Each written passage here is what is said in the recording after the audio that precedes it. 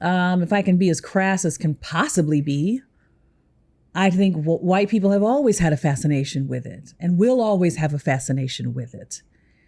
In the same way that they've always had a fascination with Black people.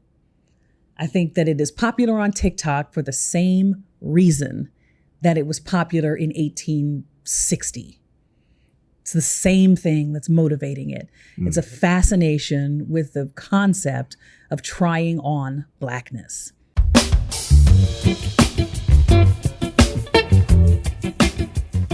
Welcome to I'm All Over the Place with Dara Star Tucker and Greg Bryant. Greg Bryant. Thank you for being here. Yes. So glad to have you guys. Hope everybody's enjoying their week.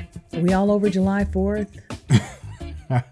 Have we caught up with all of the fireworks gone wrong memes, and we're past all of that. Now we're just in the slog of the summer heat. Summer slog, indeed. We actually got into the city today. We're near New York City, near enough to be there frequently. Mm-hmm. And I had lunch with some friends today, which was really cool. Dara had a Broadway weekend, surprise Broadway tickets to 2 shows. We caught 1.5 shows, and Dara's been happy for now somebody asked why it's 1.5. Yeah, Greg pooped out. We saw Company, Stephen Sondheim's Company, which is about to close, which I was so excited about. And it was really good. I was so excited about seeing Patti LuPone, of course. And then we were given these tickets now. We tried for Mr. Saturday Night, which I'm a huge Billy Crystal fan. Mm-hmm. And I used to have this movie back in the day on videotape. I used to have this movie, Mr. Saturday Night, and I used to play it all the time. I had certain lines memorized. So I was really excited. I was going to get to see this on Broadway, which we did. We got to see part of it.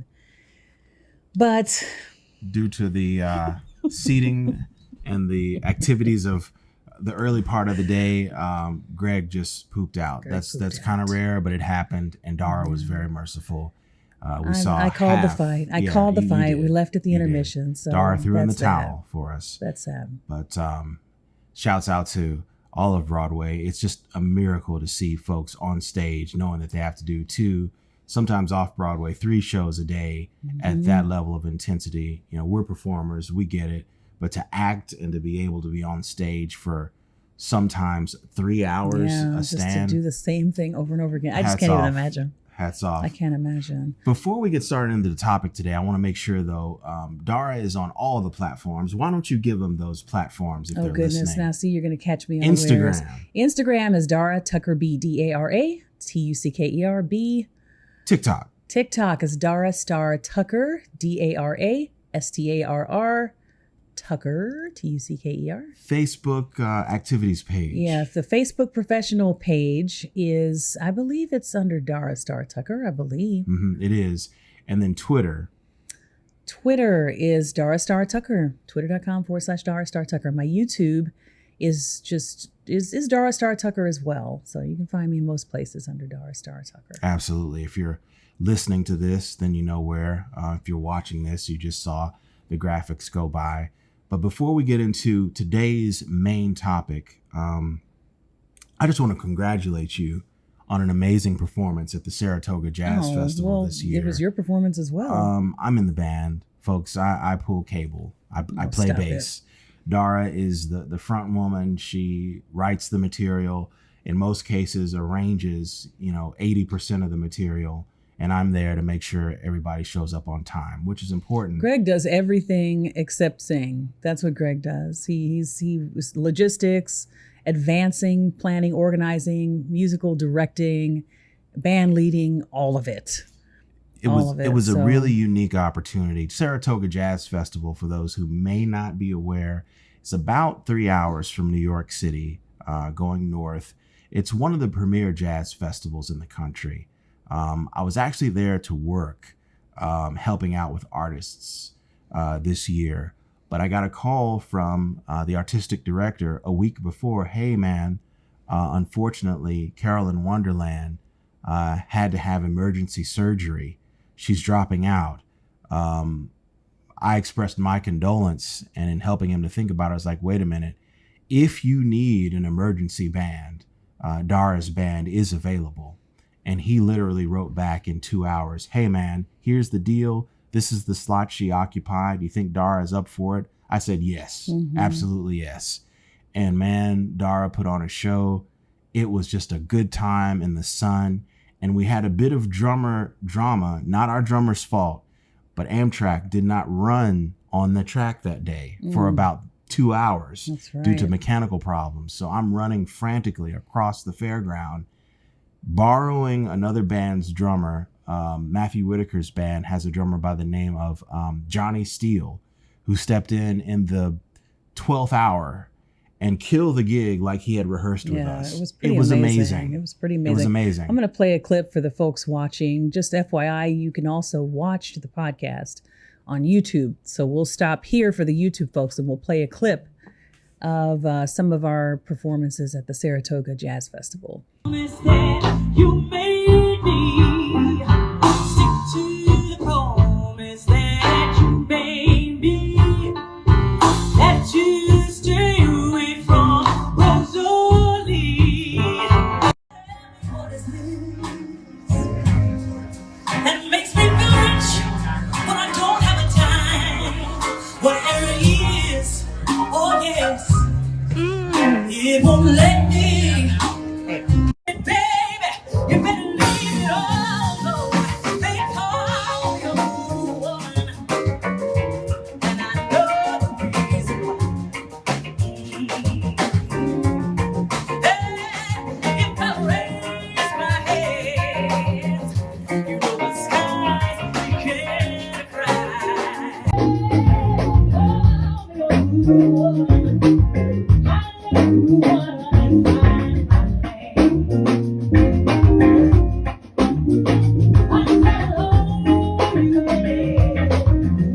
But yeah, Johnny Steele, he killed it. Yeah, he did. He was the MVP of the day. And shouts out to our other very fine musicians on that day, Jordan Peters, the guitarist, and Jesse Fisher, the keyboardist. But Dara, you picked some good tunes. And folks, if you want to hear just a smidgen maybe of what we were up to, you can buy a record called The Seven Colors. We played material mostly from that particular album, which was the album before the one that's out now. But congrats, you sounded great. I'm so glad that you were available and that things worked out. Shouts out to Saratoga Jazz Festival. You are also on Patreon. We didn't mention that, and we should now. I have a burgeoning Patreon. If you don't know what Patreon is, it's a service where people can subscribe to you. So if you like what a creator does, they'll set up a Patreon and they can, subscribe for $2, $10, whatever, $5 a month, and just support your work. And you offer them kind of extras, behind the scenes, bonus content, whatever you want to. So I'm still working and still figuring out kind of what I want to share over there. But yeah, find me on Patreon. That's Patreon, patreon.com/Dara Star Tucker. And the advantage to Patreon too is that I like to have conversations over there. So if you want to have one-on-one back and forth about something that you see in, one of my videos, and you have thoughts that you want to share. I have one guy that kind of likes to do the back and forth and just have conversation. I will always, always, always respond to my Patreon people because those people are top priority. So we're still working on some additional material and things that we can share with them. But yeah, Patreon, it's kind of the new thing, and I'm working on building that up. And I'll talk more at the end of the show in my Finding Your Voice segment about various things that I'm doing online, just expanding my presence, my presence more and more online. I look forward to those. Folks, I get away when Dara does that. I let her just speak directly to you. But I look forward to hearing those, and I'm looking forward to what you've got coming up for Finding Your Voice. Okay, today's topic: why should blackface scenes remain intact in historical videos? That's the topic for today. This is based on my most recent video. I think my most recent video, or there might be one that's been put out since then by the time you guys hear this. But one of my most recent videos actually went over 1 million views yesterday. Yes, so I don't have on videos. TikTok. Yeah, I don't have videos that do more than 1 million too many places. I think Instagram's got like 60,000, something like that. Yeah. So for some reason, this is a hot topic. People just wanted to hear about it. It's just amazing how I can put so much work into other videos, but like This if it's one tracks. just something that people want to hear about, then suddenly it gets traction. Absolutely. But yeah, it's a video of me kind of making the case for why blackface scenes in classic films or even current films, television should be left in, should not be disturbed. Folks, if you haven't heard this yet, we're going to play this right now and check this out. Again, Dara's video on Instagram, Twitter also, and on TikTok.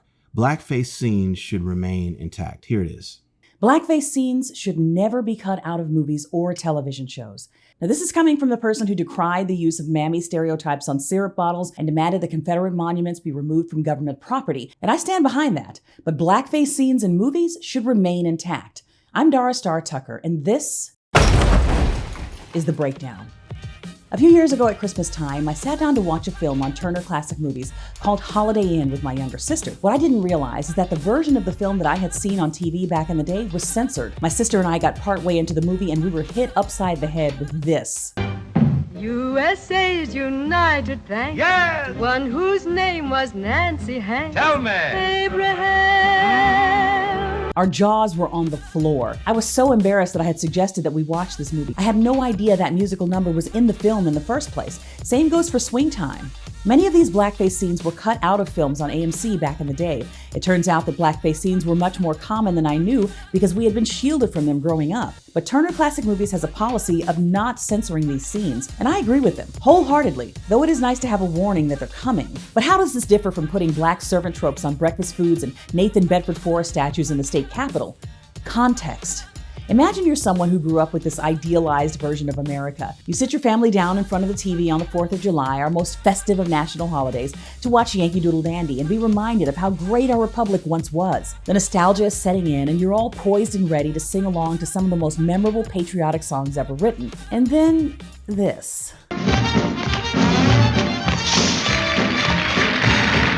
Well, hopefully you'd have the sense enough to be embarrassed and maybe even have a conversation with your children about this racist tradition. That idealized version of America suddenly wouldn't seem so ideal for everyone. And that's completely different than millions of children growing up looking at the happy black servant on their pancake box or thinking that Confederate soldiers are worth erecting statues to. Those figures are removed from context, and people can make of them whatever they choose to. They become normalized, and they're simply a part of the scenery of people's everyday lives. No one learns anything. But this? A chicken crosses the street just to get on the other side.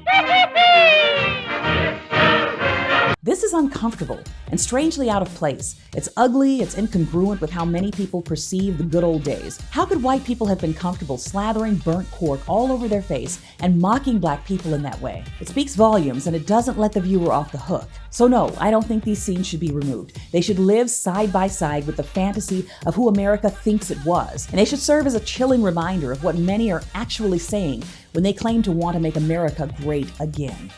Wow. Well done. Oh, thank you. Well done. Thank you. Why is this so popular on TikTok as a topic?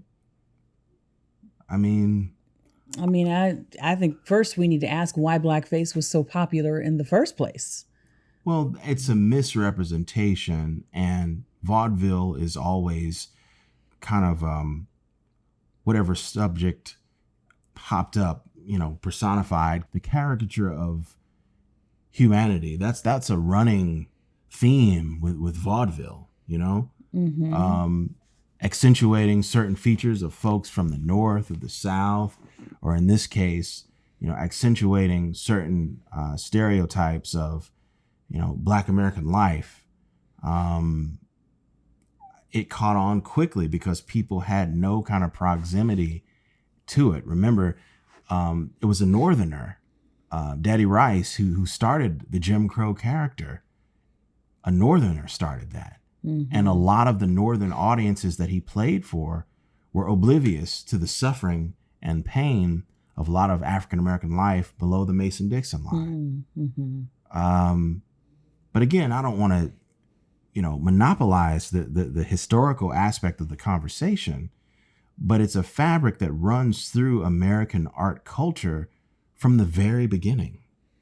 Yeah, there was a period of time where it was, in let's say the late kind of 1800s, 1850 and onward through maybe up through about 1900, it was the most popular form of entertainment in the United States, blackface, minstrel shows and that kind of thing. Why? I think the fundamental appeal of blackface was that it allowed white people to sort of strip away their inhibitions and let down their guard and try on blackness. They are literally trying on blackness. Wow. Or their version of it. Yeah, trying on a form of blackness, a cartoonish, a distortion of blackness. But it was something that allowed them to sort of cut loose. Okay. You could get away with doing things and saying things and, loosening up in a way that you weren't allowed to in, waspy American society. It wasn't allowed for them to, yell and scream and flop around. Well, and it was allowed as long as it was, again, in this caricature of someone else. Right. So there's a dividing line between our humanity, which is criminal. I mean, it was a point of fascination. It was a point of fascination. It's like, I'm mocking you, but I'm fascinated with you at the same time. This is a dynamic that still goes on to this day. And this is one of the reasons I talk about a lot of this historical stuff on my channel, as well as contemporary issues, because I am trying to get people to understand that there is a through line. It is not as removed from our present day activities as you might think. There's a through line. It all kind of connects to itself. So yeah, it was a way for them to try on something that they were not allowed to do outside of their, or within their bodies. So now you're putting on a costume and you get to express something in the world that you wouldn't have gotten to express otherwise. So the question of why it is so popular as a topic on TikTok is another story. It's kind of a different question. Yeah. Do you think that the removal of blackface from most television and movie reprisals, since the 70s, has removed a lot of Gen X and millennials from the fact that blackface even existed? So to see this in a historical context and to hear this conversation come up again is new to them. Yeah, I think it's a novelty. It always has been kind of a novelty. If I can be as crass as can possibly be, I think white people have always had a fascination with it and will always have a fascination with it. In the same way that they've always had a fascination with Black people. I think that it is popular on TikTok for the same reason that it was popular in 1860. It's the same thing that's motivating it. It's a fascination with the concept of trying on Blackness. And even for kids who don't know anything about the history of blackface, you'll see this pop up on TikTok. Every few months, you've got somebody who's like dancing around, smearing something on their face and thinking that they just invented something. Or they're laughing, they're scoffing, they're mocking, they're joking around. They just think it's funny and they don't realize there's a whole history there. They're playing right into a history that their grandpappy and great grandpappy knew all about, but they don't know anything about it. But, it will forever be a fascination with some white people, and some have been acculturated or to understand that it's not acceptable. It's not okay. But I think there's still a fascination. That's the reason that video has as many views as it does. Yeah, that's true. I think. It's true. And you capture them in the media. Sometimes I think when you have an immediate statement like what you did, blackface, la, la, la, la, la, you just came right out and Right. said, it was an opinion piece. Exactly. Yeah, I don't do that kind of thing much. Those catch on really quickly, though, as we've seen historically with your Aunt Jemima video, the videos you've done on Dixie and the South. The opinion pieces seem to catch traction over there in a very quick, unique way. Yeah, but also the opinion pieces tend to be about controversial topics, which is why they're presented as an opinion piece to begin with. It's really, let me take a stand on this. It was very interesting that you know, a lot of folks agreed with my stance on this. A lot of white folks agreed with my stance on this, but didn't feel comfortable saying that themselves. You know, I think that's also part of it. It's like, thank you. A Black person said this, and I, as a white person, do not feel that it is my place to speak up and say this. Right. You know, because it's easily misinterpreted from their place and from their point of view. And you provided extra context. This is historical. This is the same thing as a talking museum. Yeah. That's what you're arguing for. Yeah. I think a lot of folks were also surprised to see some, you know, celebrities that they knew. Because good point on that. In blackface that they didn't know ever did it. Because a lot of times the persons donning the cork, the black face, aren't the celebrities in many of these movies. Right. But when you see someone like a Judy Garland in blackface, a Fred Astaire in blackface, Bing Crosby, were they forced to do this? You know, that I saw that comment a lot. Oh, well, Judy, it was particularly about Judy. Judy Garland. Judy is one. Now, see, Judy, that's precious territory to me. I'm speaking personally for myself. Okay. Judy is sacred to me. She's one of my favorite artists of all time. And, you know, I wouldn't want, you know, this kind of thing to be construed as me trying to tarnish her image in any way. I really felt like most people knew that about Judy. I thought they did, because she did it in several movies. Yeah, it wasn't just the Babes in Arms, I think, is the one that I showed. But no, she did it in several movies. Okay. But of course, she was a very young actress at the time. And everyone, you know, it's notorious how her mother controlled her, how the studio controlled her, you know, feeding her uppers and barbiturates and downers and weight loss pills and all kinds of things. And, you know, she had obviously just a lifetime of pain and struggle because of what was done to her. But I did see a lot of comments like, well, Judy didn't, you know, she spoke out against this and she said that she regretted it and she was forced to do it. And it's like, with a lot of those comments, I responded and I'm like, can you direct me to the interview where she said that? Where's your and source? I'm still, with anyone who's listening here, I would love to have more information about Judy's comments about blackface because I haven't been able to find any. So as far as I can tell, you know, no one that has commented that has any sourcing for that. But it's not hard to imagine that Judy was probably, you know, just propped up and told, okay, this is what we're going to do. We're going to put this on your face and you're going to go. You know, you know, Judy didn't come to, what's his name? Louis B. Mayer, who was the head of MGM. She didn't come to him and say, hey, I got a great idea. You know, why don't I slather cork on my face? Right. So yeah, Judy was probably just, you know, she was placed into it like she was placed into everything else. Right. I can understand that. It was just part of the gig. Yeah, and she was super young. It's kind of funny, I will say too, how someone mentioned, well, why didn't we see, you know, did Gene Kelly ever do this? Why didn't we see Gene Kelly? It was like, no, because Gene Kelly had his come up really post 1950. He started in the late 40s, but really mostly post 1950. And that was really like this weird line of demarcation with blackface. It was like suddenly in 1950, I don't know if the country just, you know, you can imagine like the half century mark, everyone's feeling like, you know, there's a shift that's happening. It's like, who are we now? What's the modern age? What is it? But something happened, maybe the advent of the modern civil rights movement. Yeah. Yeah, that's a good demarcation. Not that black people weren't complaining about this before. Not that the NAACP didn't have plenty to say about it before. But there's a careful line in the sand. Right. Circa post 1950. Exactly. Something happened where it suddenly, I mean, it was really late 40s where it was suddenly starting to fall out of favor. And in one of I've done several videos on blackface. And in one of them, there's a man named Fred Waring, who had a television show in the late 40s, like really early days of television, 1946, who decided he was going to put on a blackface show. Okay. In 1946 on television. And he did this whole, I don't want to say disclaimer, but like this whole spiel at the beginning. You know, like, hey, this is wholesome and this is the most wonderful thing. And I don't understand why people, you know, would try to make this something controversial. It was just like, this is family entertainment.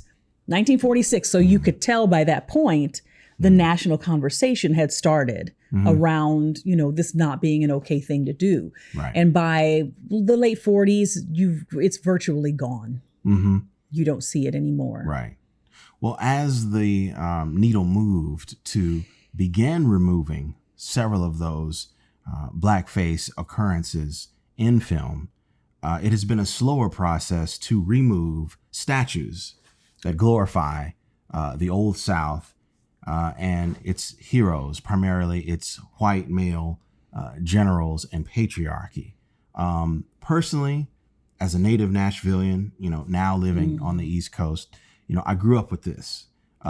It was, sick and distasteful. And as I became an adult, I felt that there should be a national registry similar to what is occurring with sex offenders, because in many cases, these people were killers, they were rapists, they were traitors to this country. So there should be a national registry online or what have you to denote where these statues are, so that if I don't want to look at them, I can avoid this pathway. Or if I want to take my little nephew or whatever and teach him a lesson, hey, this is how it was. This is how it is now. I know where to find these symbols, okay? We're talking about movies right here. And I want you to help us to understand, is there a difference between these statues and the movies? Yeah, that was my whole point with the video. It was like, there is a difference. A statue is a static thing. It makes a singular statement, and it is really free of any context other than maybe a little plaque that might sit in front of it. But generally, you're just kind of observing the thing, as it is. There really is no context. And that was the whole point with my video. It's like, there's a sense of context with a film. A film is not just about blackface. Babes in Arms is about, it's been forever since I've seen it, but it's probably about Mickey and Judy putting on a show, in their barn or someplace. There's a whole story. There's a whole lot that's happening. And it's not singularly about this blackface performance, but the blackface performance happens within the context of this greater film.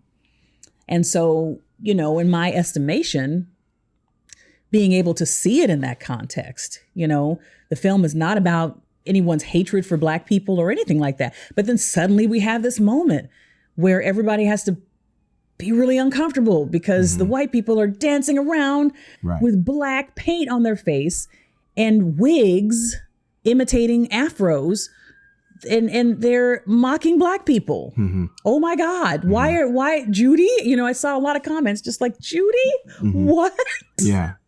And that happened within the context, not only of the film, but in the context of Judy's career. Right. There is context upon meta context for that performance. We don't, judge it as a singular thing. It exists in a space that is much greater than the performance of blackface itself. So then it does lead to conversations. Then it does lead to questions. Then there is the potential for education and information to arise from that. Why was this okay? Why did they do this? Who were these people? What was their life like? Then it could potentially make you curious, hopefully. Yeah. And as I said in the video, hopefully the people observing it would have sense enough to know, like, hey, this is not okay. But on your recommendation, to circle back to my question to you, these pieces should be left intact. There should be some type of warning, yes or no? Oh, how absolutely. Should this happen? Yeah, absolutely. And that's what they do on Turner Classic Movies. Sure. They introduce, usually they'll say, just letting you know there's a blackface, some things that people might find objectionable in this. I think they could probably go further, in my estimation, as they do with like Disney cartoons. Peter Pan has some stuff about natives that's just horribly offensive. Several Disney cartoons, have some moments where they're dealing with different ethnicities, and it's just not okay. Right. And they'll put strong warnings and stuff before that. But yeah, absolutely, with a warning that it's going to happen. I tend to be a purist. I would not want any sort of overlays and text overlays on the film itself. Right. I just feel like the work should be preserved as purely as can be. But yes, preceding the film, absolutely. Yeah, there should be a warning. But to follow that, I guess what really struck me when I grew up in the 80s and 90s, I still saw blackface on television. And I'm not talking about movies from the 50s and 40s. Right. There were these occurrences on sitcoms that I can clearly remember seeing this revisionist cork, if you will. And there was no warning for that. Well, like I said, it's been a fascination. I think for as long as there will be black skin and white skin, white people will have a fascination with this.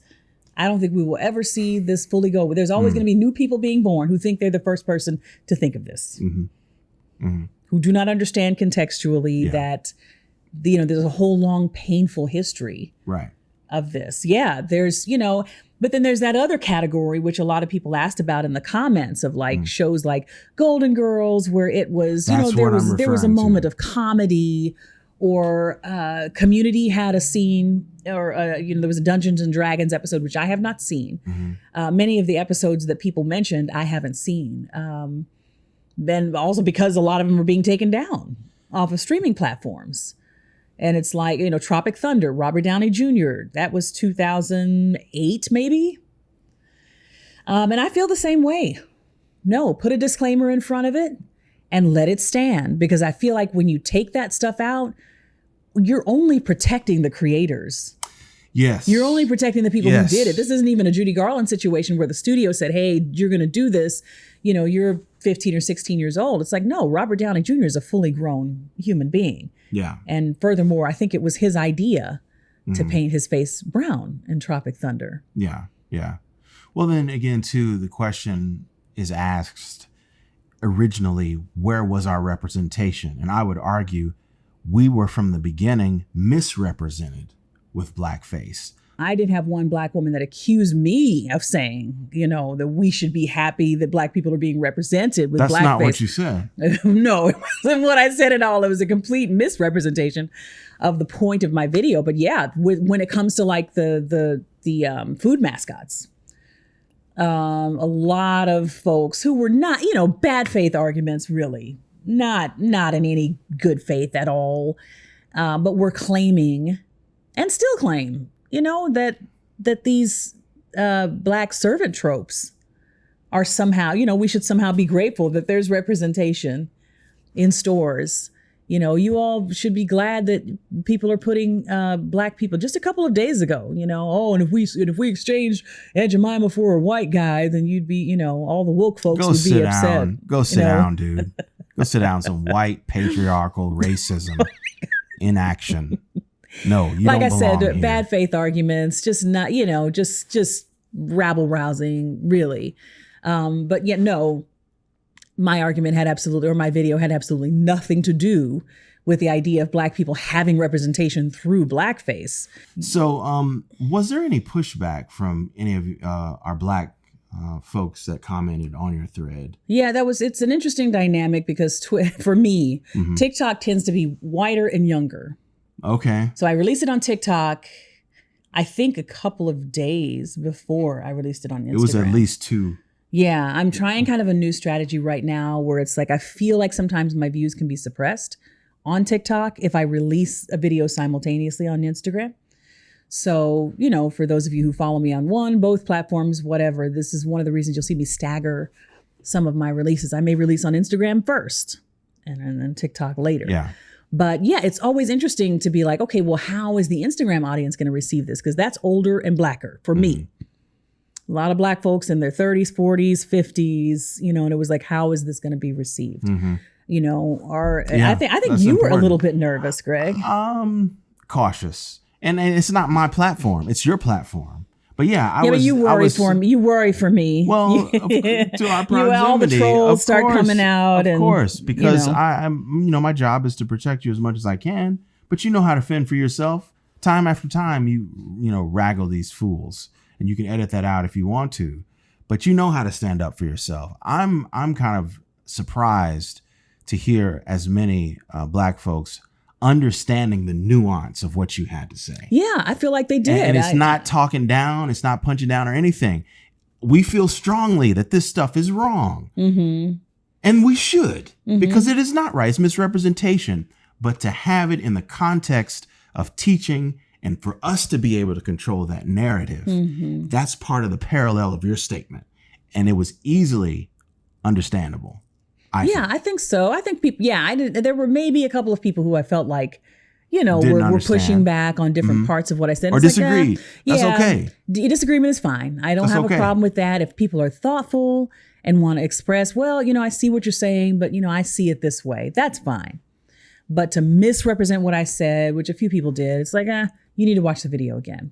Just watch it again. No, but I felt like there was some pushback other than besides the woman who said that I was claiming that blackface was some sort of representation and we should just be grateful for that, which is not Misrepresentation accurate. of what you said. But I think the handful of people, black folks that did find somewhat of an objection to it, it was really more along the lines of, well, do you really trust white people to have this conversation behind closed doors with their children? Some of these people don't really think there's anything wrong with this, and they're comforted by it.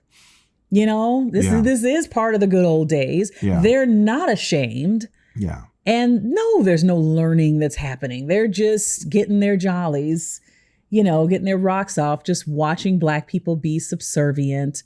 And it's reminding them of the position that they really want to see us in. That's why, and I'm learning from this too, what you're doing in this capacity is a teaching tool. This is your opinion. This is not a fact. This is your opinion. But you've substantiated it with a historical precedent and a historical narrative, equating film to museum. And coming out with this statement helps someone who may have a hard time, who is not black, understand why this is, one, hurtful, two, why this is kept in the context that it is kept in. It's a teaching tool. It's what you're doing and it's what you're intending this discussion to have. Yeah, and I think, the companies or the networks that show these films, whether it's Disney, with children, which I think, the utmost caution has to be taken with children. We'll talk more about that. But Turner Classic Movies, which I said I fully agree with their decision to leave these films intact. I am a film purist. And so just in that basic sense, no, they should not be trifled with. They should not be chopped up in any way. And I'm so glad to have a network that is dedicated to showing films from the past, because I am a huge classic film lover from the age of 10 or 11 years old.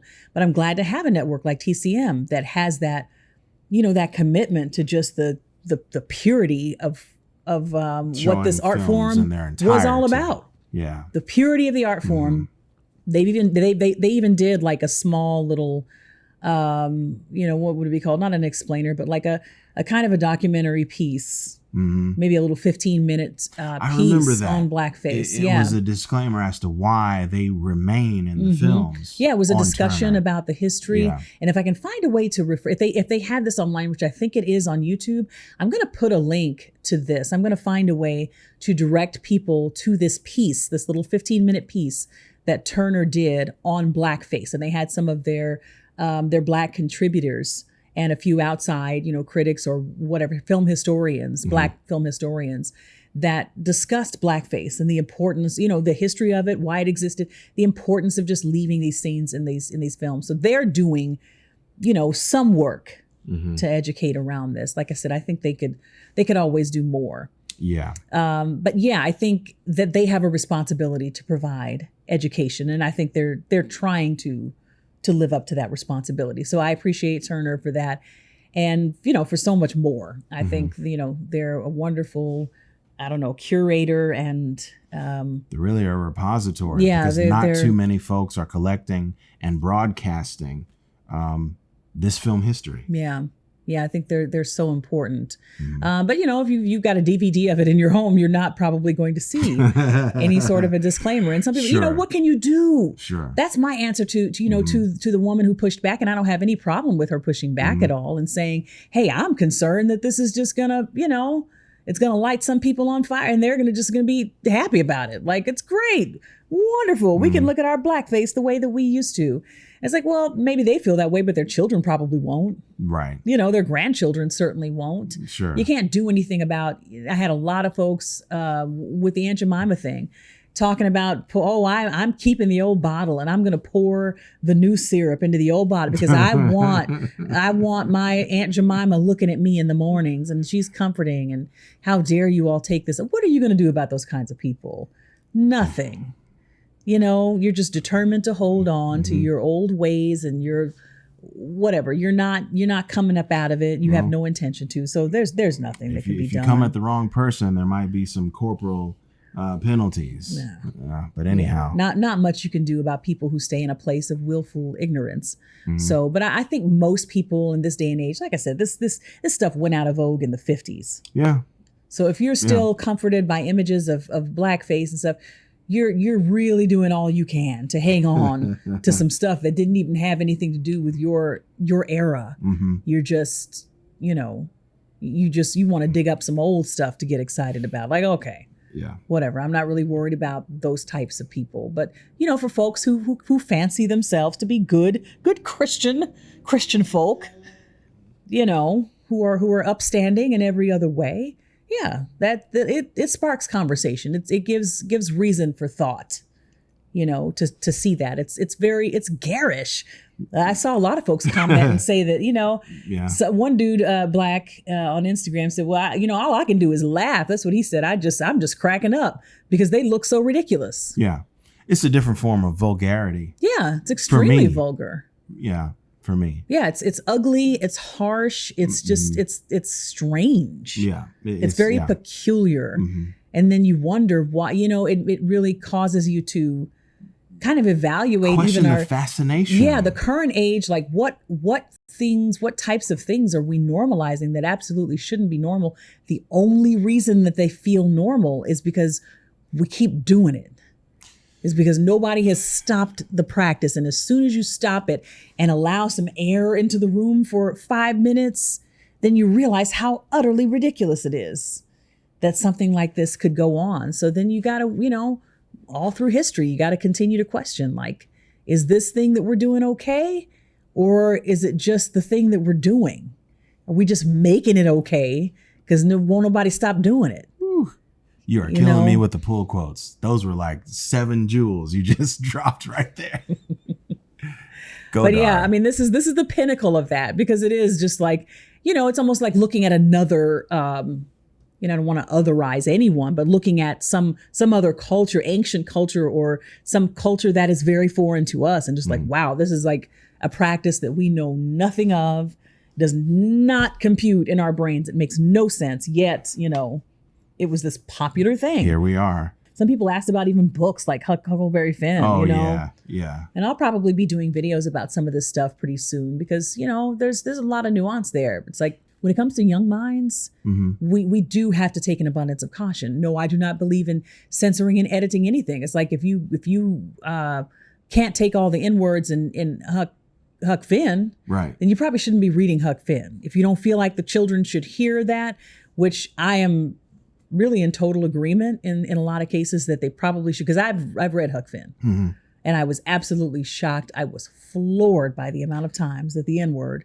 was being thrown around. We read a section of it, I forget which grade, but there was a big disclaimer. This is not okay. I'm like, is it really that important that children absorb this? Do we not have other things that they could read, other literature that maybe would be a little more edifying? Just to as them? Much acculturation from. Yes, we have other things. We have other options. I mean, leave it in the library if you want to check it out. But it's just like, is this really at the top of our reading list? Why? Maybe we could move on from that tradition. No, I don't think any words should be edited out of it. Let's just find other literature to introduce to them, because maybe that has seen its day. Yeah. It's all right. Yeah. Let's just move on. We gotta take, an abundance of caution. Yeah, governing with young minds. So when it comes to, the Disney films and stuff, a lot of people brought up the Song of the South. And that film, I believe a lot of clips of that film are available on YouTube. Yeah. But Disney has never officially released it. They, and it's this big looming shadow that a lot of people like to bring up. Disney won't release Song of the South. They won't let it out of the vault. They're ashamed of it. You know, Walt Disney gets accused of horrible things based upon this film. I'm sorry to cut in on, is Walt Disney racist? Did No. you do, you have not addressed that. No. Okay. I feel another video topic coming on. Now, that felt one, it right there. That one, I bet you would probably Stir probably the get pot. around. It would Stir get the around. pot. I don't know about stirring the pot. I really want to provide solid information.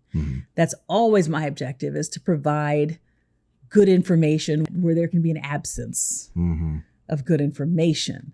And I feel like that it just gets thrown around a lot about Walt Disney being racist. And it's like, you know, just like Elvis Presley stealing. It's like, you know, let's throw some nuance in here. Yeah, some of that's true. And let's parse it out. So yeah, I may visit that topic, but no, I have not done a video on Walt Disney yet. Okay. And if you all would like to see a video on Walt Disney, you all want to see me dive into this topic about Walt Disney's racism, let me know. Yeah. You know, Reach out. Leave something in the comments, especially you Patreon people. I'm opening the door for any patrons to suggest topics, and I will give those the utmost consideration if they are coming from my patrons. Song of the South, I think I may just sit down and watch that at some point here soon. Wow. Okay. I've seen enough of it to understand the controversy, but I think I may watch that in full. I may be in the other room, but one person that escaped the highlight reel, and that was purposeful for these blackface moments, this montage that I put in this video, was Shirley Temple. And they had little Shirley up in some court paint. Every other day. They had little Shirley up in the paint. Yeah.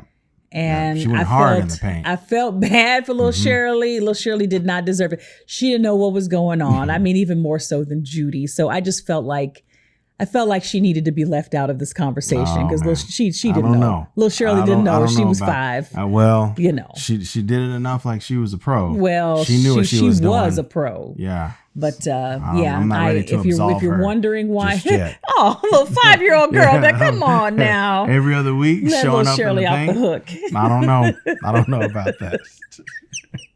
But what I am looking forward to is this next segment, Finding Your Voice. You want to talk about basically enlarging your territory as a creator, as a creative person.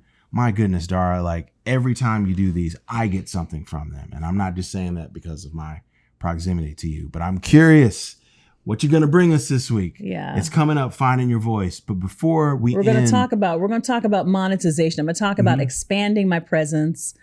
And for those of you who are creators who desire to be creators, just getting into the process of establishing your presence, monetizing your presence online, and just what that's all about. Real quick, give them your handles again. Socials, Instagram, Dara Tucker B, TikTok, Dara Star Tucker, YouTube, Dara Star Tucker, Twitter, I think it's Dara Star Tucker, Facebook, I think it's just Dara Tucker. I think Facebook is just Dara Tucker. But you can find me, click the link in my bio and on, my Instagram or my TikTok, and you can find connections to everything. As I mentioned, the Patreon, we really want to get some folks over there so we can really develop a community. That's my desire with the Patreon, is to really develop a community, get some folks, giving feedback on what you want to see there, and just making that a space for the people who really want to plug in and dig deeper or just support. Folks, thank you for listening. Really quick, always, if you can, leave us a rating on this podcast, on your podcast provider of choice, and leave us a comment. Exactly. If you like what you heard, if you share it with a person, don't just keep it to yourself. Leave us a review and tell somebody. Yeah.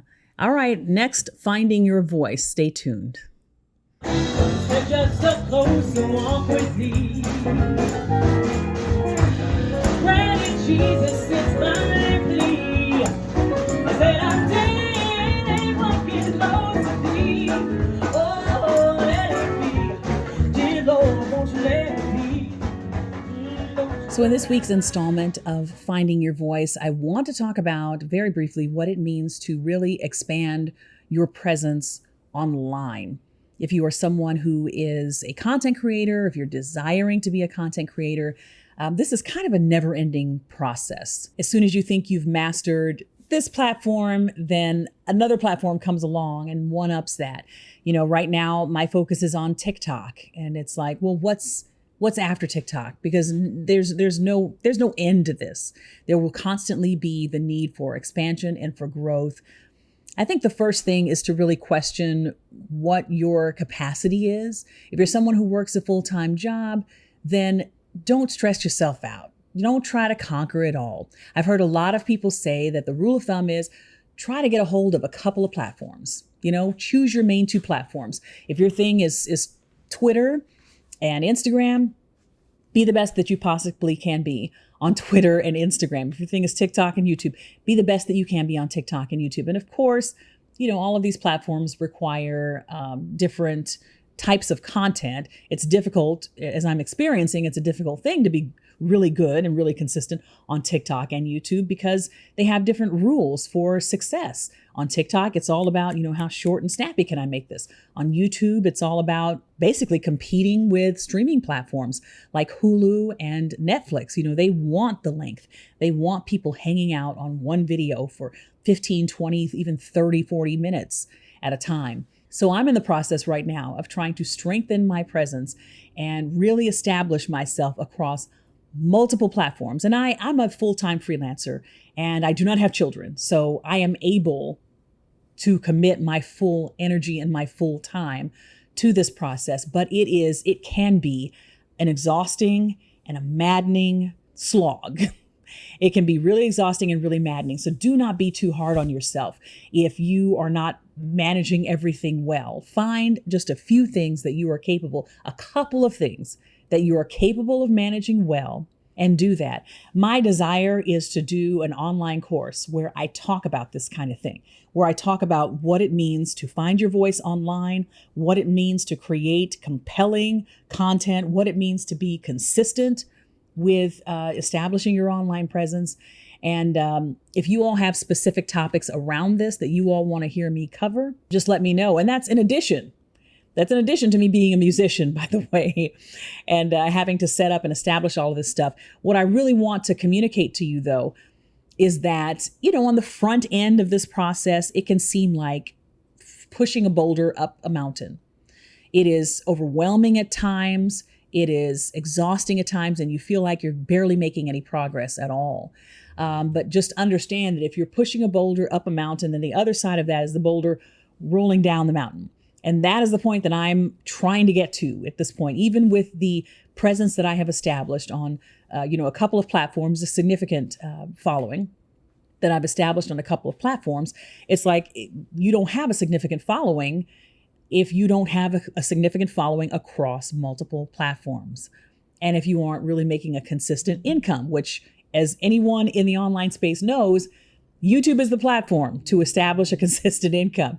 So that's kind of my desire, is branching off into as really establishing a solid presence on YouTube. But all of this stuff on the front end, it takes forever sometimes to get off the ground. But I think the primary focus should be, as it has been for me, should be learning how to create compelling content. And then once you learn how to create compelling content, posting that content consistently. And one of the reasons that I have focused on TikTok and that I would recommend that you start with focusing on TikTok is because it can be easier to grow on that platform than it can be to grow on many other platforms. So if you have the desire to put yourself out there and to test the waters, TikTok's a great place to start that. And you will learn within a couple of months, if you're posting consistently, you'll learn within a couple of months what it is that connects with people and what doesn't connect with people. And sometimes it can be a really difficult thing to be honest with yourself about what's connecting and what's not. And, these are topics that I really plan to do a deep dive into when I create this course that I am in the process of developing right now, an online course around this. But there are, endless topics to be covered. Sponsorships, brand deals. Again, if you're on my Patreon and you have specific things you want to see me address, with regard to this topic, just let me know.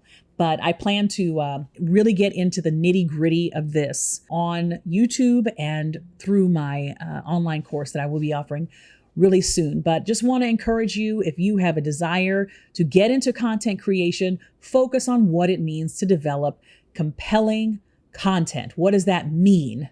And if you can do it, then that means you can do it consistently. If you can do it once, then you can find a way to do it consistently. And that's the seed of where your success is going to lie. Figuring out what that means. What type of compelling content can you share with the world? And I recommend TikTok to get started with that. It'll let you know.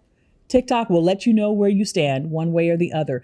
And it can have you on the mountaintop and it can have you way down in the valley, but it will tell you, some semblance of the truth. You'll get some semblance of feedback about the content that you're putting out there. So just want to encourage those of you who desire to get into content creation or who want to do more with the content that you're creating to not have any reservations about putting yourself out there and to not be too hard on yourself about what you're not doing. Get a couple of platforms that you could focus on and do those well. And if you want any tips, reach out to me on my Patreon. I'm Dara Star Tucker. I want to thank you all so much for joining us for this episode of I Am All Over the Place. Be sure to rate the podcast, give us a review if you so desire, and tell somebody about it. So until next time, we'll see you later.